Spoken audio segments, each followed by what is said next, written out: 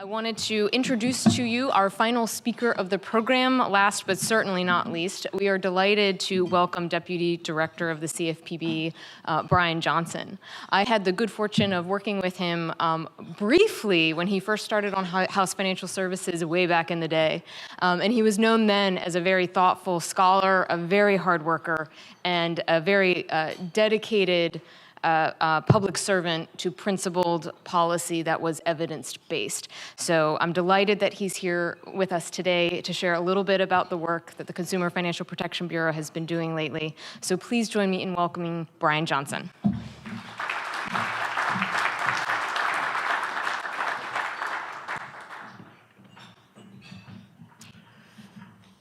Thank you, Lydia, for the introduction. Hello, everybody. Director Kraninger sends her regards. Unfortunately, she's on travel on Bureau of Business today and couldn't attend herself. She sends her regrets. She did send me a second fiddle, so apologies in advance for that. But as I bumble through my remarks this afternoon, I do take solace in a couple of things. First, I've heard that you all have had a fantastic summit already today. And second, you in the audience already have full bellies, so you can take solace in that. Thanks to Cato for the invitation to be here today. I understand the summit is the first event as part of Cato's new initiative on financial inclusion. Cato's been recognized for decades as a vanguard of the liberty movement, and I'm grateful to your scholars, especially Todd and Diego, for tackling this vital issue. We at the Bureau have much to learn from you, and I look forward to a continued dialogue about your innovative policy proposals to expand access to financial services and bolster consumer protections. My remarks today are focused on the relationship between financial inclusion and consumer protection. Before I begin, though, I want to dispense with one minor formality, which our attorneys say I have to repeat each time I speak. While I'm here today as a representative of the Bureau, my remarks do not constitute legal interpretation, guidance, or advice of the Bureau, and any personal opinions or views expressed are my own and may not represent the official views or position of the CFPB in all cases or in connection with all specific matters. That is a mouthful. So let's start with basic definitions. The phrases financial inclusion and consumer protection can mean different things to different people in different contexts. So I think we need to clarify a little bit. For purposes of my discussion here today, financial inclusion is defined as the availability and equality of opportunities to access financial services. Because consumers are best off if they choose the financial services which they believe are best for them. This definition of financial inclusion implies the absence of conditions which impede the ability of consumers to make such choices. Many conditions, of course, can thwart the ability of consumers to make these choices. Most clearly, if providers of financial services prohibit or limit consumer product choices due to unlawful discrimination, such as based on race, it undermines financial inclusion. Consumers can also be excluded from financial services for a variety of other reasons. Some consumers, for example, may live too far from a brick and mortar bank or other financial service provider to purchase the services they want. Other consumers may have no credit file or thin credit file at consumer reporting agencies, which may preclude them from obtaining loans they otherwise would receive. Now, I think the empirical research is clear, and we would all agree that financial inclusion is a positive thing for consumers. It facilitates income mobility, wealth building, and consumer welfare. So the task before us today at today's summit is to consider how best we can collectively promote financial inclusion in light of rapid technological changes. One of the most obvious examples of such change is the near ubiquity of internet access and cell phones. According to Pew Research, for instance, 77% of US adults now own smartphones, including 2/3 of adults earning less than $30,000 a year. Instant connectivity breaks down geographical divides and is a driver of a vibrant new mobile banking and fintech ecosystem. Another example of change that holds promise is the ability of financial services providers to employ machine learning or AI to better determine creditworthiness, streamline the loan process, and generally improve the customer experience for the borrower. Like all new technology, innovations can present potential risks. But expanding financial choice and opportunity, coupled with increased market competition, undoubtedly benefits consumers and should be encouraged. Indeed, as William Nordhaus famously found, that on average, consumers capture roughly 96% of the social returns from technological advances. And I realize it's fashionable these days to refer to innovation as a new and distinct concept, but really innovation has been and always will be the main catalyst of the market system. Change and innovation are what drive market activity. Absent barriers to entry, firms that fail to satisfy constantly changing consumer preferences typically lose customers to competitors, and if they lose too many customers, they fail. Entrepreneurs are driven by market opportunities to anticipate and satisfy consumer demands. It is therefore important to note that the free market system itself is the greatest, most powerful force on earth for improving the financial lives of our citizens. Simply put, if one cares about the poor and the financially vulnerable among us, one ought to be a champion for the free enterprise system. Now, if you think I'm overselling the power of free and competitive markets to improve all of our lives, consider for a moment a couple of facts. First, Arthur Brooks pointed out one of the most remarkable achievements in human history. Due to free enterprise, between 1970 and 2006, the proportion of the world's population living on less than $1 a day decreased by 80%. Let's think about that. In a little more than 3.5 decades, the proportion of people across the globe living in extreme poverty decreased by 80%. Millions of souls were lifted out of grinding deprivation. There's simply no precedent for the improvement of human life on this vast scale in such a short amount of time. Or consider even a longer time horizon. 2 centuries ago, the average world income was $3 a day in today's money. It's now $33 a day. And in America, it's $130 a day. The economist Deidre McCloskey calls this the Great Enrichment. It was driven by what she calls the liberation of ordinary people to pursue their dreams of economic betterment. Indeed, billions of people have been lifted out of poverty because of market activity. As Milton Friedman once said, there's never been a more effective machine for eliminating poverty than the free market system. Now, if we agree that financial inclusion benefits consumers and that the single biggest driver of financial inclusion is economic growth facilitated by free markets, it stands to reason that our legal and regulatory framework should promote free enterprise. This consideration is particularly important for the CFPB. The Bureau was created to protect consumers by ensuring, among other things, that consumer financial markets operate transparently and efficiently to facilitate access and innovation. This brings me to the second phrase requiring definition, consumer protection. People use this malleable phrase in different senses, and these differences create confusion, particularly when discussing policy proposals. At worst, the phrase is used to mean roughly all of the policies with which I personally agree. I think we can be a bit more objective and precise.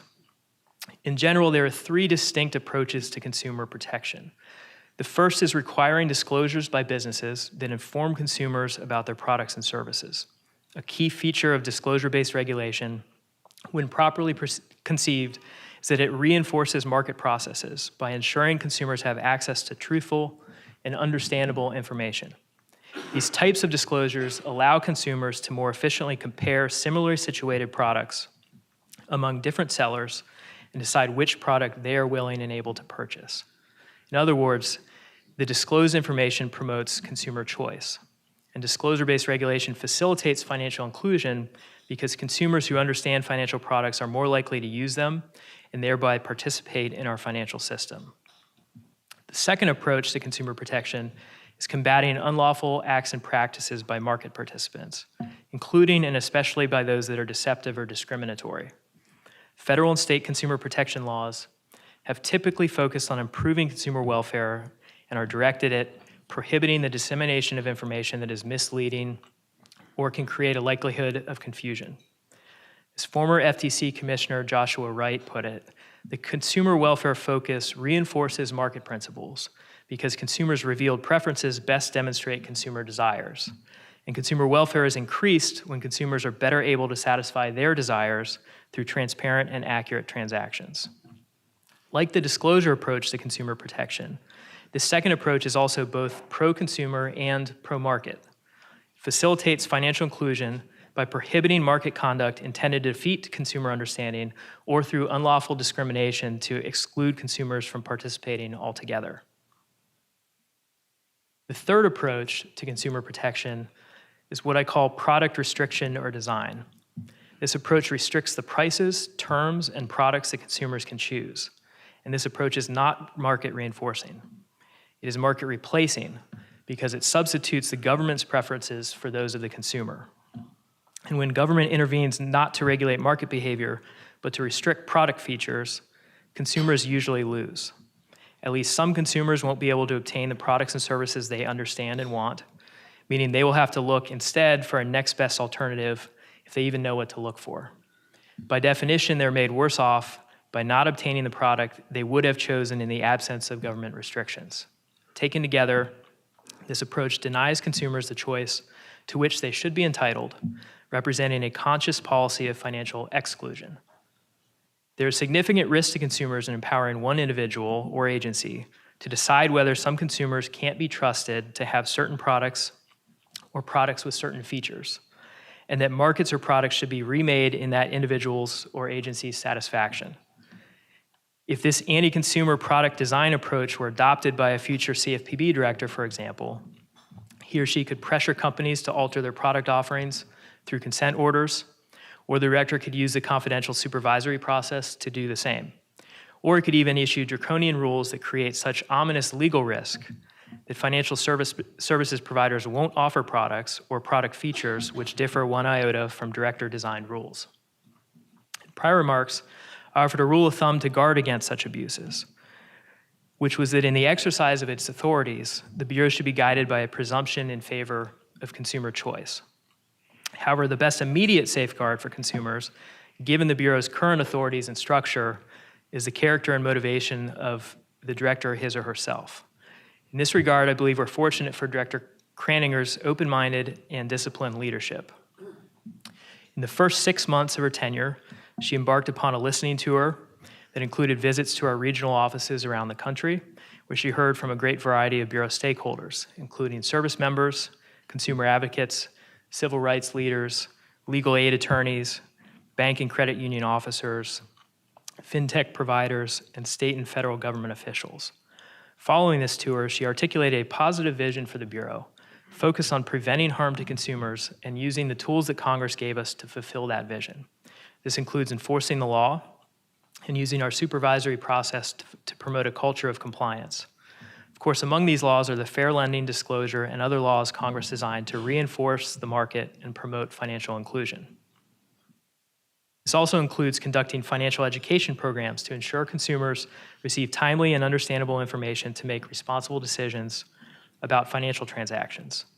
For example, the Bureau recently launched its Start Small, Save Up initiative to help consumers build an emergency savings cushion and develop a savings habit. These efforts, too, are market reinforcing and promote financial inclusion. Another tool the director identified is the use of rulemaking and guidance where appropriate to articulate clear rules of the road for regulated entities. Reducing regulatory uncertainty and identifying and addressing undue regulatory burden helps promote market efficiency and competition, which can, in turn, help facilitate financial inclusion. As an example of this approach, the Bureau recently proposed rules to implement the Fair Debt Collection Practices Act by clarifying, among other things, the application of the requirements of that law to new communication technologies. A final tool the director has identified is the use of innovation policies to expand financial choice and access to financial services by reducing regulatory uncertainty and incentivizing new ideas and products. On that score, the CFPB has established a new Office of Innovation and hired an assistant director to lead it who, prior to joining the Bureau, had successfully led efforts to establish the nation's first state fintech sandbox. Since its creation, the Office of Innovation has been busy. Under its guidance, the Bureau joined the Global Financial Innovation Network, or GFIN, an international consultative body wherein we can exchange ideas and learn best practices for promoting innovation from other government agencies with similar missions throughout the globe. The office has also proposed 3 policies to help facilitate innovation.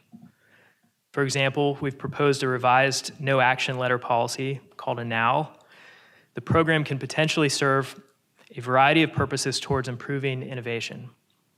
For instance, we can clearly signal enforcement priorities at the Bureau, allowing the market to offer products in areas where there are anticipated consumer benefits. And while the Now policy can be beneficial for all types of firms, it would be especially important for emerging fintech companies.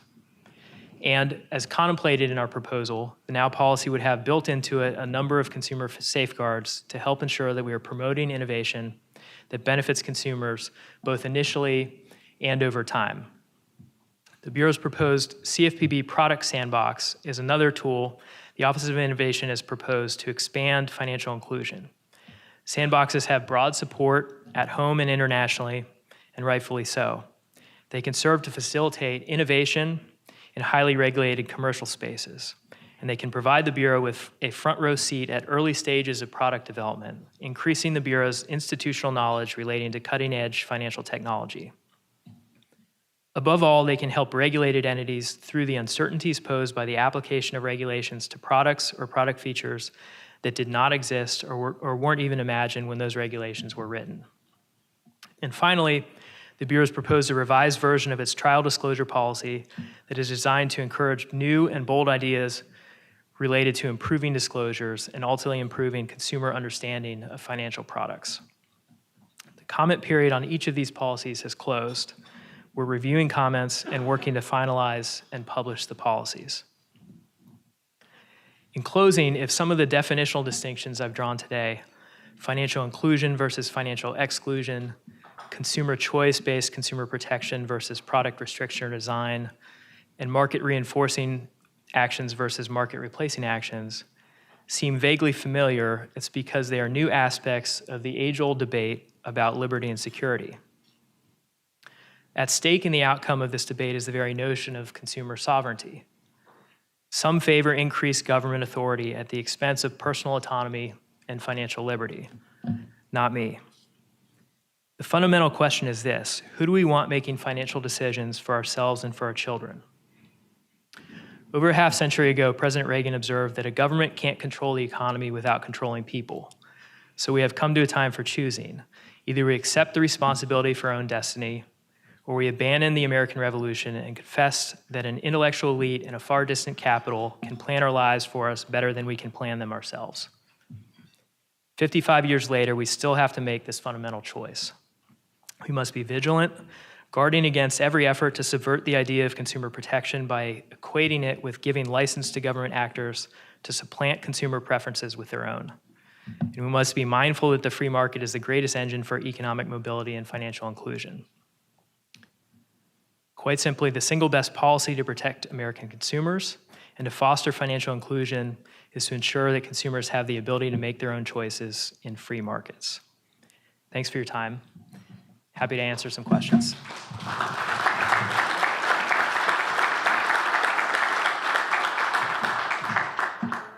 The director has very nicely, deputy director has very nicely agreed to answer a few questions. Is this on? Hello, can you hear me? So I'm in front of a speaker, that's why. But I'm going to help moderate. So if you would raise your hand, and we'll try to call on two of you at a time like we did in the auditorium. The gentleman over there. And please wait for the microphone. Please identify yourself. Mark Tenney, Mathematical Finance Company. A lot of these efforts to broaden finance to ordinary people they're app-oriented or transaction-oriented. We have this huge body of know-how in economic and financial theory, consumer choice, utility functions, and mathematical methods. And the consumer, whenever it comes down to we're going to help ordinary people, all that's forgotten. It's like we're not going to use any of that or try to translate it to a way that they can take access to it. Do you see a possibility that your group could try to take financial and economic theory and try to get it down to consumers or encourage financial institutions to do that? Yes, and that's actually part of our mission. So we have an entire division of consumer education, and they work very hard to try and do exactly what you're suggesting, which is take very complicated issues and package them in a way that we can disseminate either to financial empowerment coaches or directly to consumers, and there are a number of programs that seek to do that. It's always a challenge, and we're always seeking ways to do that in a better way and actually use data and feedback ourselves to understand where we're having success and where we're kind of penetrating consumer understanding. So certainly a continued challenge, and our financial educators work with our economists, both to understand where there are informational breakdowns in markets, to identify opportunities to better inform consumers, and then on the back end to try and understand what the outcomes are and whether the information that we're trying to disseminate is actually internalized and turned into habits that benefit consumers. Any other questions? We'll take, I did say I had promised him press can't ask questions during but I wonder if you get a pass because you moderated. I think you do, Colin. Microphone, Danny, please. Thank you. Hey, Colin. Hey. Hey, Brian. Chair McWaters, or McWilliams, excuse me, mentioned this morning that she's looking to coordinate on some sort of small dollar lending guidance. To what extent are you working with the FDIC and some of the other regulators on how you all can maybe give banks or other financial institutions more of or primarily banks, I would say, more of a lane to run in terms of small dollar lending? It's an interesting question because we're an FDIC board member. So it's, we're kind of negotiating with ourselves on that one. As part of that process, the director will be actively involved in whatever an FDIC board decision would be on that. I understand that FDIC put out an RFI to consider ways to encourage greater market entry in the small dollar space. I understand OCC is also taken action, and we of course have in a different sense as well. So, look, greater competition in any space is usually a win for consumers. So, to the extent that we can encourage more folks to be innovating products that meet the needs of particular consumers who, for instance, lack $400 in liquid savings to cover a financial emergency, I think that's a good thing for consumers. So something we're actively looking at and will be involved in as FDIC considers its options moving forward. Do you have a time frame? No. No time frame. Rob Morgan here, Danny, again. Brian, thanks for your comments. Rob Morgan with the ABA. Appreciate the work that you've done on innovation and trying to drive some of those programs. We've seen a couple of other regulators start to follow suit. How do you envision the CFPB working with some of those other regulators and developing the sandbox programs going forward? So my ambition and hope is that this is not a patchwork process that develops individually across state levels and with our partners at the federal level, although it's necessary for everybody, I think, to be looking into opportunities here. I think the Bureau is uniquely situated because we're not a chartering institution, so some of the federal state push and pull in terms of who should be in charge of a charter-based kind of model is not of concern to us. We want to work with CSBS and state AGs and everybody else as a partner with state efforts. And are actively, trying to work with states who are considering sandbox models or just want to understand what's going on at the federal level.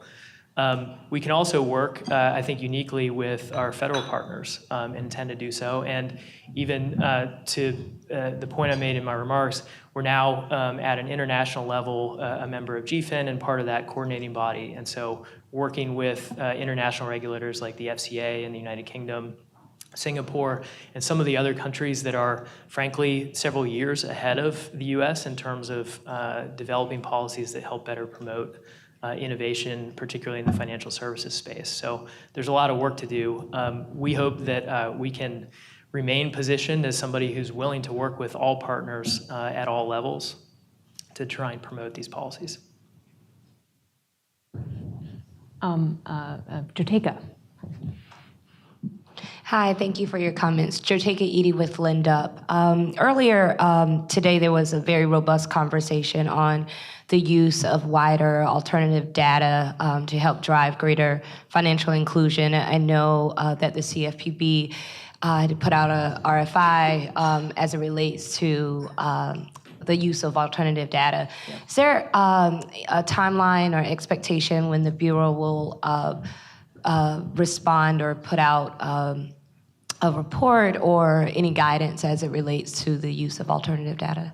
Don't have a timeline for you, but I can tell you that the work is ongoing. So, one thing that's core to our mission that we're very interested in is understanding where the risk might lie in the use of alternative data from a fair lending perspective. And so we see great value in being able to use and encourage the use of alternative data, and we also have identified risk. And so we want to make sure that we're being deliberative about what we're saying so that we aren't unduly increasing risk from a fair lending perspective. But I am interested in working with our other federal partners as well and seeing what sort of information that would be appropriate could be put out that could provide guidance in that area. Time for a couple more questions. See Todd here. This feels like it's going to be a ringer question. Well, I always get called on last because since I work at Cato, but fortunately there's time. One of the things that strikes me is that that in general, of course, one of the core ideas of a free enterprise system and a free system is the rule of law. And it strikes me that that's obviously important in financial services generally to be able to make a loan and know it's going to be enforced and what the rules are. But it strikes me that with respect to innovation, it's particularly important, right? Particularly important to have clear yard markers and guidelines and everything else, so that you kind of know where the lanes, where the lines lie. And you talked a little bit about what the Office of Innovation is doing on that, but I just thought more generally, what are your observations on the rule of law and sort of how that influences what you guys are doing? Well, obviously, it's something we want to promote strongly. The Bureau is in a unique situation because it's one of the newest agencies out there, very young in its history, and was assigned tremendous responsibility, which is administering 18 enumerated statutes, plus some organic authorities in Title X, which includes UDAP, so-called UDAP, unfair, abusive, and deceptive acts and practices. And so there is, I think, work to do to provide greater certainty to the market for the benefit of consumers and providers alike about how the Bureau as an agency thinks about the law, what guidance we can share that would settle expectations. And I view that as beneficial, not just to consumers in the marketplace, but to the agency itself. So we've been charged with going after bad actors. To the extent that we can provide guidance ex ante so that people can conform their behavior to the requirements of the law, that means that we can focus our limited resources, I'd say finite resources rather than limited resources, on going after those who really just don't have any interest in obeying the law. So that's one. The second is we have announced a series of policy symposia. And the first one, which I know you're familiar with, is exploring the concept of an abusive act or practice. It was a new concept introduced in Dodd-Frank, and one that frankly has created a lot of concern about exactly what that is, because there is language in the statutory definition which can be used subjectively. And so the purpose of this symposium is to bring together the best experts we can find from the outside who have wrestled with this matter from a legal and regulatory perspective or from an academic perspective. And we hope that the good conversation we can have among those panelists will help inform our judgment and understanding, and frankly, the public's judgment and understanding of the definition of abusiveness, and that can will be salutary moving forward in terms of other actions the Bureau might take. So we're continually trying to find ways to provide more certainty and guidance to the marketplace for the purpose, among others, of supporting the rule of law. Great. Thank you so much, Brian. Thank you very much.